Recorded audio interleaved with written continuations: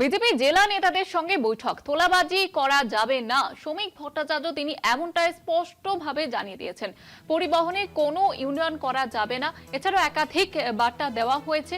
আমাদের বিশেষ প্রতিনিধি অঞ্জন রায় রয়েছেন আমাদের সঙ্গে টেলিফোন লাইনে। অঞ্জন দা, ঠিক কি কি বলা হয়েছে? শ্রমিক ভট্টাচার্য তিনি ঠিক কি বার্তা দিয়েছেন?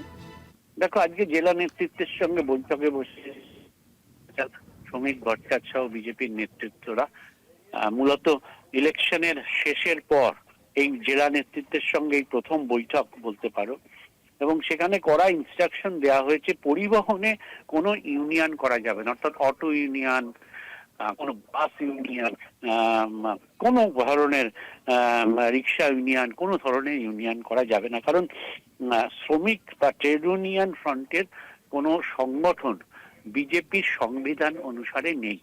এটা যেটা আছে সেটা হচ্ছে আরএসএস এর আছে।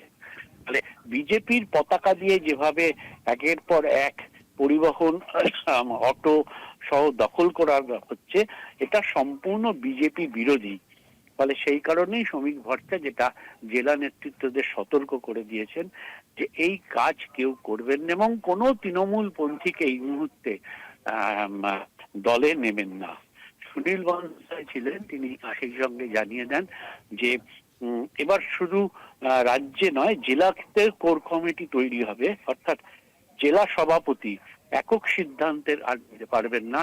কোর কমিটির মাধ্যমেই জেলা সভাপতিকে সিদ্ধান্ত নিতে হবে। অর্থাৎ যেহেতু স্বাভাবিকভাবেই সরকারে এসছে দল, ফলে স্বাভাবিকভাবেই বেশ কিছু হচ্ছে দল বাড়বে, বহু মানুষ আসবে, ফলে সবটা মিলিয়ে একটা রেস্ট্রিকশন চালু করলো বলতে পারো জেলা নেতৃত্বের ক্ষেত্রে, যে একক জেলা সভাপতির সিদ্ধান্ত নয়, সব জেলায় কোর কমিটির মাধ্যমেই সিদ্ধান্ত হবে। একেবারে ধন্যবাদ জানাবো অঞ্জন দা।